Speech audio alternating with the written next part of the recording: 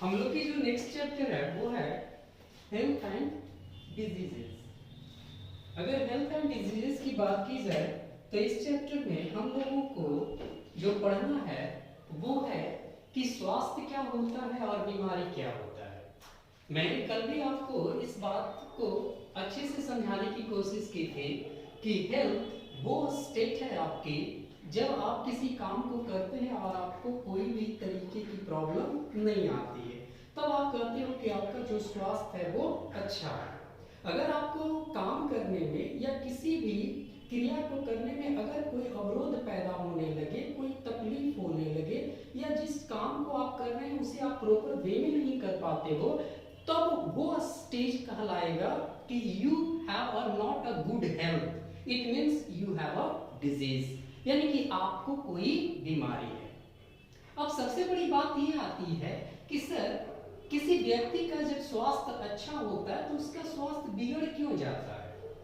तो आपकी स्वास्थ्य बिगड़ सकती है कुछ एजेंटों के कारण। वो एजेंट जो कि आपके स्वस्थ शरीर को है ना रोगग्रस्त कर देते हैं, जिस तरीके का वो एजेंट होगा उसका नाम भी उसी तरीके से रखा जाएगा। जैसे सपोज कीजिए आपको किसी वायरस से, बैक्टीरिया से, फंगी से, प्रोटोजोआ से कोई बीमारी हो जाती है। आप भला चंगा थे और आपको कोई शिकायत हो गई, अब आप प्रॉपर में काम नहीं कर पा रहे हो, आपको लूज मोशन हो गई, आपको खुजली हो गई, लाइक दिस। तब आप कहोगे कि सर ये बीमारी मुझे किसी बायोलॉजिकल एजेंट के द्वारा हुआ है, यानी कि वो सूक्ष्म जीव, वो माइक्रोस्कोपिक ऑर्गेनिज्म जिसने आपके स्वास्थ्य को खराब कर दिया। तो बायोलॉजिकल एजेंट के तौर पर आपको बीमार करने वाला या तो बैक्टीरिया हो सकता है, फंगस हो सकता है, प्रोटोजोअन्स हो सकते हैं, वायरस हो सकते हैं। ये आपके स्वास्थ्य को क्या करेगा? प्रभावित कर देगा। सपोज कीजिए अभी आप भले चंगे थे, एक वायरल फीवर के कारण आपको बुखार लग गया, अब आप अपने काम को सही तरीके से नहीं कर सकते, यानी कि आप अनहेल्दी हो चुके हैं, आपको एक डिजीज लग गई। दूसरा आपको बीमार करने वाला जो एजेंट हो सकता है वो है न्यूट्रिएंट एजेंट। सपोज कीजिए आप अच्छी तरीके से आपकी जो जरूरत की चीजें उसे नहीं ले पाते हो। आप जानते हो कि जब भी हमें भोजन करनी चाहिए हमें प्रॉपर अमाउंट में बैलेंस डाइट लेना चाहिए, ताकि हमारे शरीर की जो अति आवश्यक तत्व हैं, चाहे वो माइक्रो न्यूट्रिएंट्स हो या फिर मेगा न्यूट्रिएंट्स हो, वो दोनों आपको मिलता रहे। अगर आपने वो चीजें नहीं ली तो अनफॉर्चुनेटली आपके शरीर में उस चीज की कमी हो जाएगी, उस न्यूट्रिशन की कमी हो जाएगी, और आपका जो शरीर है वो फुल प्लेजर के साथ, पूरी शक्ति के साथ वर्कआउट नहीं कर पाएगा, और जब आप काम कीजिएगा तो आपको अनकंफर्टेबिलिटी फील होगी। उसी स्टेज को तो फिर कहते हैं कि डिजीज लग गई। यानी कि आपको बीमार कर सकता है अगर आपने न्यूट्रिशन को सही तरीके से नहीं लिया। तो ये न्यूट्रिशन आपकी क्या हो सकती है? आपको प्रॉपर अमाउंट में जितनी आपको जरूरत है उतना आपको फैट मिलना चाहिए, प्रोटीन मिलना चाहिए, लिपिड्स मिलना चाहिए, कार्बोहाइड्रेट मिलना चाहिए, विटामिन्स मिलना चाहिए, मिनरल्स मिलना चाहिए, है ना। बहुत तरीके के आयंस की भी हमारे शरीरों को जरूरत होती है, वो भी मिलनी चाहिए। यानी कि कोई भी न्यूट्रिशन जो आपको जरूरत है अगर उसकी कमी हो जाती है आपके शरीर को तो आप पुनः बीमार पड़ जाइए। और ये बीमारी इसलिए आपको लगी क्योंकि आपने प्रॉपर अमाउंट में न्यूट्रिशन को नहीं लिया। तो न्यूट्रिशन के कारण ये बीमारी आपको लगी, तो इस एजेंट को कहा जाएगा न्यूट्रिएंट एजेंट। हो सकता है कोई व्यक्ति केमिकल एजेंट के द्वारा भी बीमार पड़ जाए। हम जानते हैं कि हमारा जो शरीर है वो अंदरूनी तौर पे और बाहरी तौर पे बहुत सारे केमिकल के प्रति संवेदनशील होता है, और हमारे शरीर के अंदर बहुत सारे ऐसे केमिकल हैं जो बहुत ही इंपॉर्टेंट रोल को अदा भी करते हैं।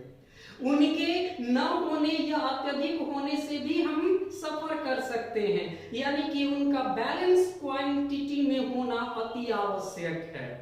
ये जिस केमिकल की आप बात कर रहे हो, ये केमिकल दो तरीके से आ सकते हैं। एक तो वो केमिकल जो बाहर से आपको बीमार कर दे, तो ऐसे केमिकल को हम लोग एक्सोजेनस केमिकल एजेंट कहेंगे। सपोज कीजिए कि आप किसी रास्ते से जा रहे हैं, डस्ट उड़ी और आपको छींक आ गई, बार बार छींक आ गई, डॉक्टर से दिखाते हैं, डॉक्टर कहता है सर आपको एलर्जी हो गई है। अब एलर्जी किससे हुई? वो बाहर वाली केमिकल के कारण हुई, वो बाहर वाली केमिकल ने आपको बीमार किया। तो इस केमिकल एजेंट को क्या कहा जाएगा? एक्सोजेनस केमिकल एजेंट कहा जाएगा। पर सोचिए कि आपके अंदर ही कोई ऐसी केमिकल पैदा हो जाती है ना, जो आपको बीमार कर दे। सपोज कीजिए बहुत सारे लोगों में हमने सुना है कि वो डायबिटिक्स हो गए जी, है ना, उनके अंदर किसी केमिकल की कमी हो गई है या केमिकल बढ़ जाती है, तो ऐसे स्थिति में भी आप बीमार पड़ जाते हैं। तो जो केमिकल आपके शरीर के अंदर कम या बेसी होकर आपको बीमार करती है, उस केमिकल को हम लोग क्या कहेंगे? एंडोजेनस केमिकल एजेंट कहेंगे। तो ये सारी एजेंट वो हैं जो हमें बीमार करते हैं। और भी बहुत सारे एजेंट हैं जो आपको बीमार कर सकते हैं, जैसे कि फिजिकल एजेंट। फिजिकल एजेंट कहने का मतलब ही होता है भौतिक कारण। भौतिक कारण में हम लोग पढ़ते हैं कि वो आपका हीट हो सकता है, कोल्ड हो सकता है, प्रेशर हो सकता है, टेम्परेचर हो सकता है, इलेक्ट्रिसिटी हो सकती है। बाय द वे सपोज कीजिए आप इनमें से किसी एक के संपर्क में आते हैं और आपको कोई बीमारी लग जाती है। अभी सर्दी का मौसम शुरू होने वाला है, सपोज कीजिए आप बिना स्वेटर के घर के बाहर निकल गए, आपको ठंड लग जाती है। आपको जब ठंड लगेगी आपका शरीर बुखार से तपने लगेगा, आपको शिवरिंग होने लगेगी, आप कांपने लगेगा।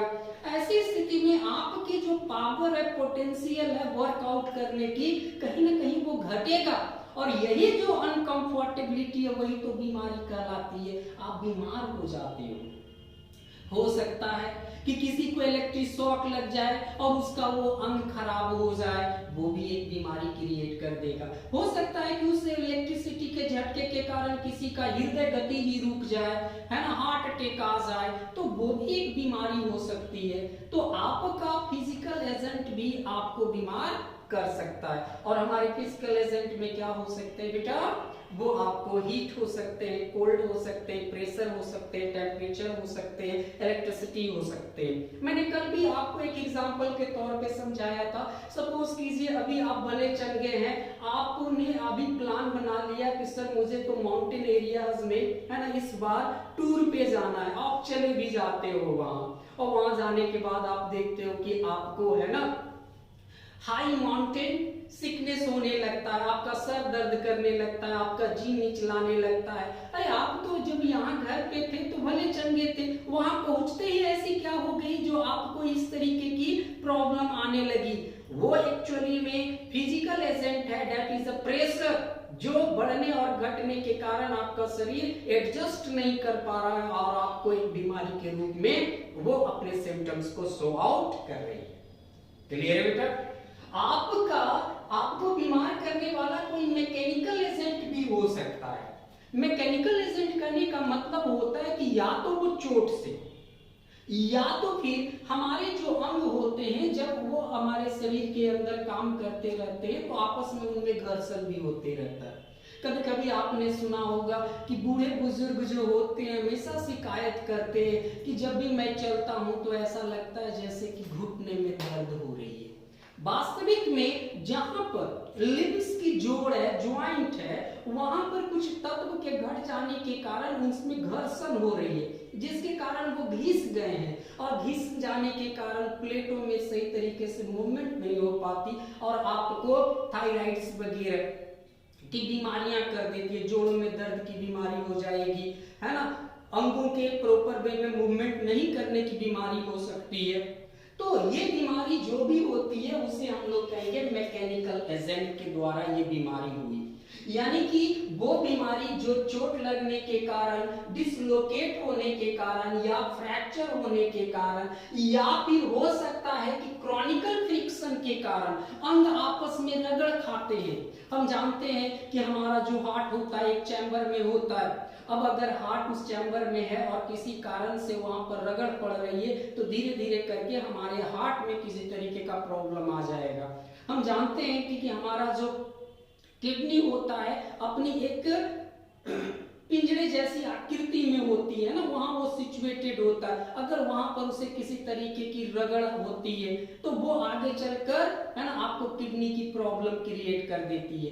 तो कोई भी चीज अगर आपस में अंग अगर रगड़ाते हैं, आपको चोट लग जाती है, आपका कोई अंग डिसलोकेट हो जाता है। कभी कभी हम लोग तिस्मार खान बनने के चक्कर में बहुत हद से ज्यादा वजन को उठा लेते हैं और पता चलता है कि हाथ का है ना कोई हड्डी जो है डिसलोकेट हो गया, तो ऐसी अवस्था भी तो बनती है। अब उस टूटे हुए हाथ जो आपको है वो सही तरीके से आपको काम करने नहीं देगा, वो भी एक बीमारी है ना। आपको हो सकता है लूल्हा कह दे, कोई लंगड़ा कह दे।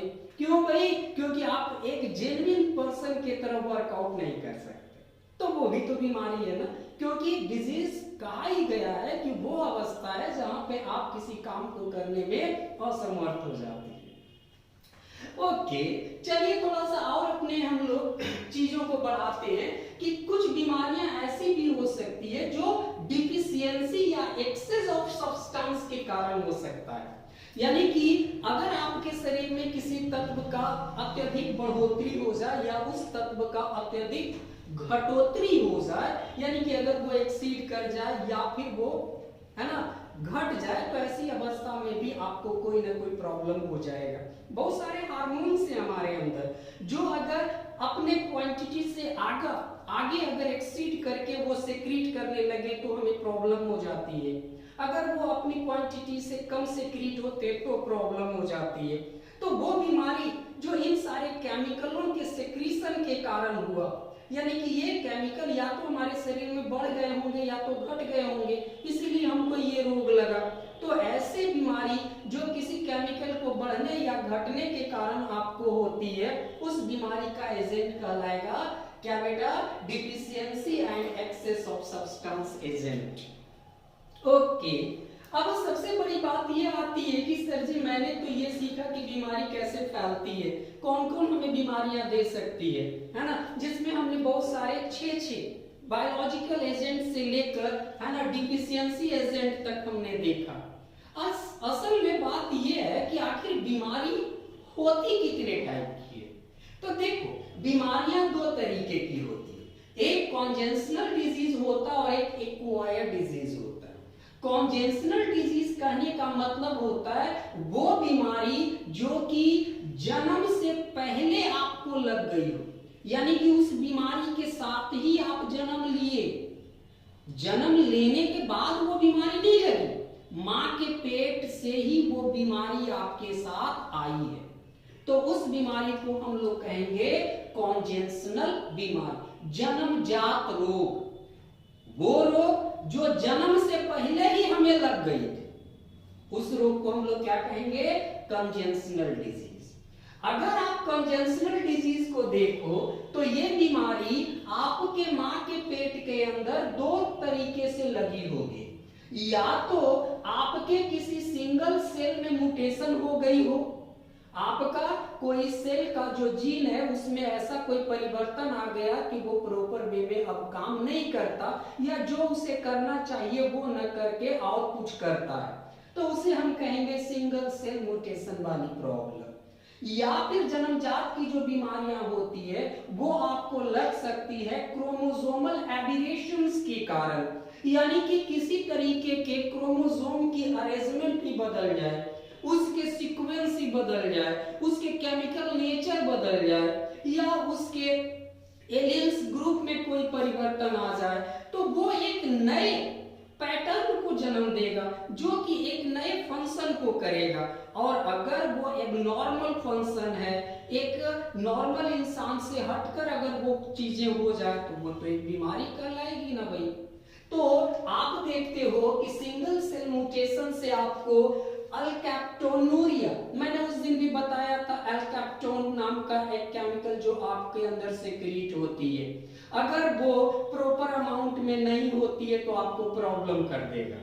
मैंने कहा था इस चीज के लिए, और ये भी कहा था कि ये सिंगल सेल म्यूटेशन इसलिए है क्योंकि एक पार्टिकुलर नंबर ऑफ क्रोमोसोम पर कोई क्रोमोसोम ऐड हो गई थी या सबट्रैक्ट हो गई थी, तब जाकर ये बीमारी लगी है। यानी कि पूरा का पूरा हमारा क्रोमोसोम अफेक्टेड नहीं हुआ था, क्रोमोसोम का एक पार्टिकुलर जीन अफेक्टेड हो गया था, जिसके कारण वो प्रॉब्लम मुझे लगी। मैंने आपको एल्बिनिज्म के बारे में भी कल बताया था, मैंने आपको सिकल सेल एनीमिया, यानी कि ये ऐसी बीमारियां हैं जो आपको तब लगती है, जन्मजात लगती है, जब आपके अंदर सिंगल सेल म्यूटेशन होता है।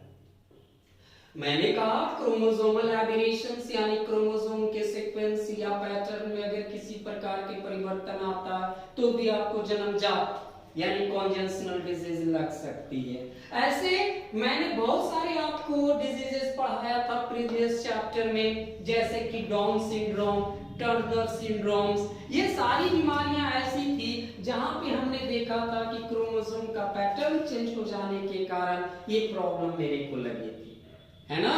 कोई डाउट है? नहीं। दूसरी तरीके की जो बीमारियां होती है वो है आपका एक्वायर्ड डिजीज। एक्वायर्ड जो शब्द है अपने आप में पूर्ण है, वो कहता है कि मैंने इसे हायर किया, मैंने इसे गेन किया जन्म लेने के बाद। यानी कि वो बीमारियां जो कि जन्म से तो नहीं थी, जन्म लेने के बाद लग गई, उस बीमारी को हम लोग कहेंगे एक्वायर्ड डिजीज। ठीक है? एक्वायर्ड डिजीज अपने आप में दो तरीके के होते हैं। एक होता है बेटा कम्युनिकेबल डिजीज, जिसे इंफेक्टियस डिजीज भी कहा जाता है, यानी कि ऐसी बीमारी जो एक पर्सन से दूसरे पर्सन को लग सकती है। सपोज करें कि एक्स नाम का कोई व्यक्ति किसी बीमारी से सफर कर रहा है और वो बीमारी उसके जन्म लेने के बाद लगी है, जन्मजात नहीं था, वो तो बेचारा जन्म लिया, कुछ साल यहाँ रहा, एकाएक किसी के इन्फेक्शन के कारण उसको लग गई किसी से, ठीक है? और अगर वो दूसरे व्यक्ति में भी फैलता है तो ऐसे एक्वायर्ड डिजीज को क्या कहा जाएगा? कम्युनिकेबल डिजीज कहा जाएगा। कहा जाएगा ना? ये कम्युनिकेबल डिजीज पैदा किसके द्वारा होते हैं? तो वायरल डिजीज भी हो सकता है, बहुत सारे लोगों को कोई बीमारी धर लेती है, वायरल डिजीज।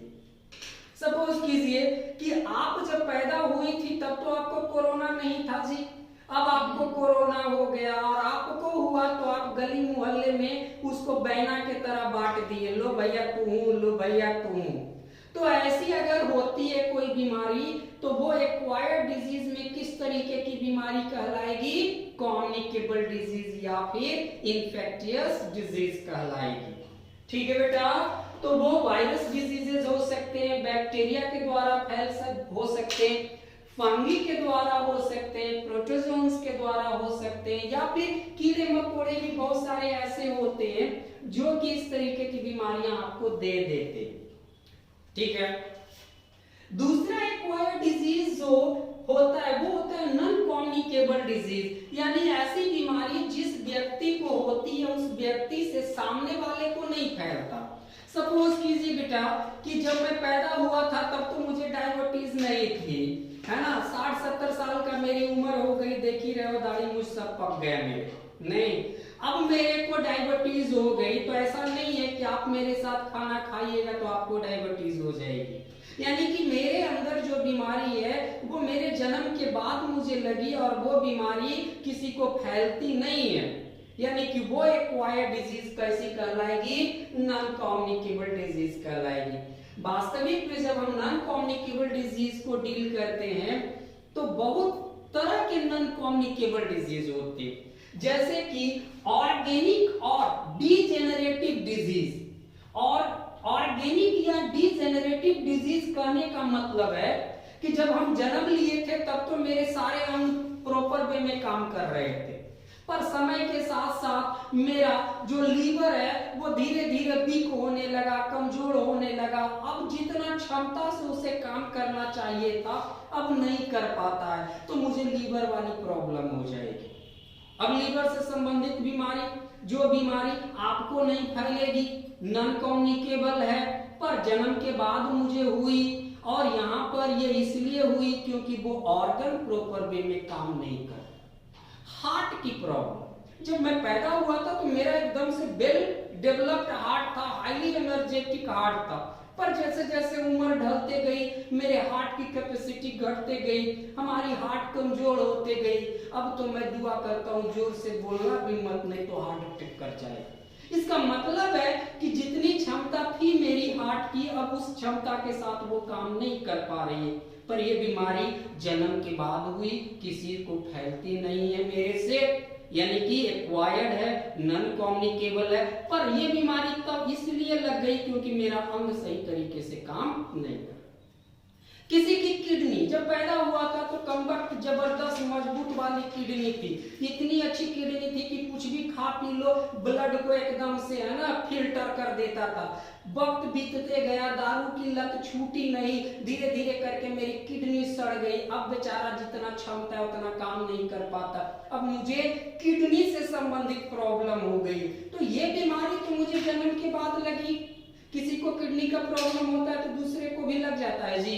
नहीं ना, तो नॉन कम्युनिकेबल है। पर हुई क्यों? क्योंकि वो अंग प्रॉपर वे में काम नहीं कर रहा था। तो ऐसे नॉन कम्युनिकेबल डिजीज को क्या कहा जाएगा?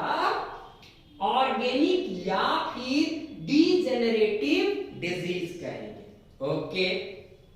दूसरी हमारी नॉन कम्युनिकेबल डिजीज में डिफिशियंसी डिजीज होते हैं, यानी कि वो बीमारी जो जन्म लेने के बाद मुझे लगी, इसलिए लगी क्योंकि किसी चीज की कमी हो गई थी। जैसे अब मेरा पेट बड़ी कमजोर रहता है, बार बार 7 नंबर जाना पड़ता है। तो भैया इसलिए जाना पड़ता है क्योंकि हमारी है ना स्टमक अब इतनी मजबूत नहीं है कि टाइम टू टाइम जाए, है ना। ऐसे तो नॉर्मल आदमी 2 बार जाता है जनरली, पटनैया 1 ही बार जाते हैं, सुबह गया तो शाम में तो जाता भी नहीं।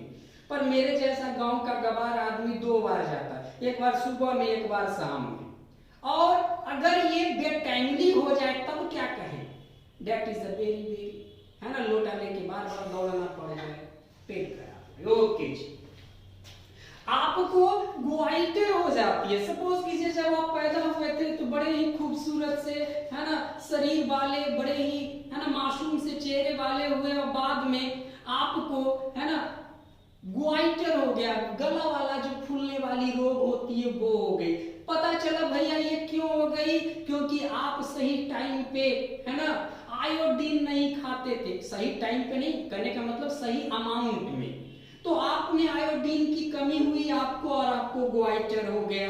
अब सोचिए इतना सुंदर सांगड़ शरीर में यहाँ पर गला में इतना लटकल रहे, कैसा भयानक लगेगा। अब वेरी गुड जी, तो किसी को ना हो, भगवान ना करे। डायबिटीज, जब हम पैदा हुए थे तब तो हमारे अंग जो थे अच्छे तरीके से काम कर रहे थे, हमारे शरीर के अंदर इंसुलिन भी अच्छे खासा बन रहा था, है ना। मुझे किसी प्रकार का कोई डायबिटीज प्रॉब्लम नहीं था भाई। पर समय बीतता गया, फाइनली क्या हुआ कि हमारा इंसुलिन प्रोडक्शन शरीर के अंदर कम हो गया, और आज के डेट में मैं डायबिटिक हो गया। तो इसका मतलब क्या हुआ कि इंसुलिन के कमी के कारण मुझे डायबिटीज हो गई, है ना। ये इंसुलिन की कमी भी हो सकती है और एक्सेस के भी कारण हो सकता है। इसीलिए तो कहते हैं हाई शुगर और लो शुगर हो जाते हैं, होती है ना दो इंसान। ओ तीसरा जो हमारी कम्युनिकेबल डिजीज है वो है बेटा एलर्जिक। एक ऐसी बीमारी जो जन्म के बाद मुझे लगी, जो दूसरे को नहीं फैलती। आप हे फीवर में से सफर कीजिए, मार ठी ठा पी पा करते रहिए दिन भर, है ना। किसी ने जानबूझकर आपको गुलाब सुंघा दिया, पता चला गुलाब से आपको एलर्जी थी, आपको बार बार छींक आने लगी, है ना। अब ऐसा नहीं है कि आपको है तो इनको भी हो जाएगा, वो आप ही को रहेगा।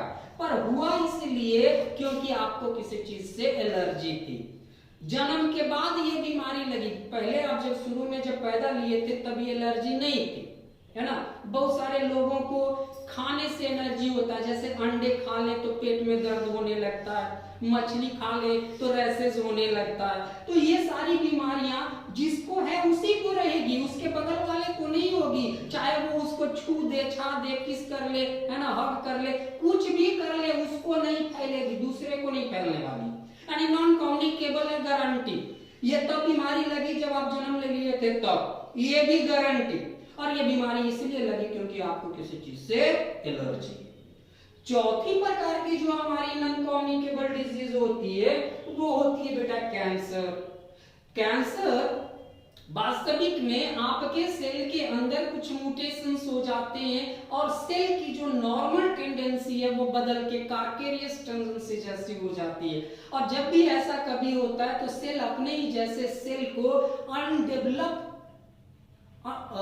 उसको कह सकते हैं अपने ही जैसे सेल को अनकंट्रोल्ड वे में पैदा करती है। ठीक है, इतना ज्यादा कि हद से ऊपर बढ़ जाए। मान लिया जाए आपको है ना जख्म लगती है तो वो जख्म भरनी चाहिए, पर जख्म के बाद भी इतना मांस आगे फेंक दे, that's a cancer. That's a cancer. यानी कि extreme growth of a cell, excess growth of a cell. तो ये भी जो आपको कैंसर वगैरह लग जाती है बीमारी, वो जन्म के बाद लगी है। आपको अगर है तो आपके पड़ोसी को नहीं होगा, आपके बीवी बाल बच्चे को नहीं होगा, गारंटी, क्योंकि ये नॉन कम्युनिकेबल है भाई। और इसलिए हो गया क्योंकि आपका नॉर्मल जो सेल था वो कार्केरियस प्रॉपर्टी को गेन कर लिया ड्यू टू सडन रेडिएशन और म्यूटेशन। ओके, कोई डाउट?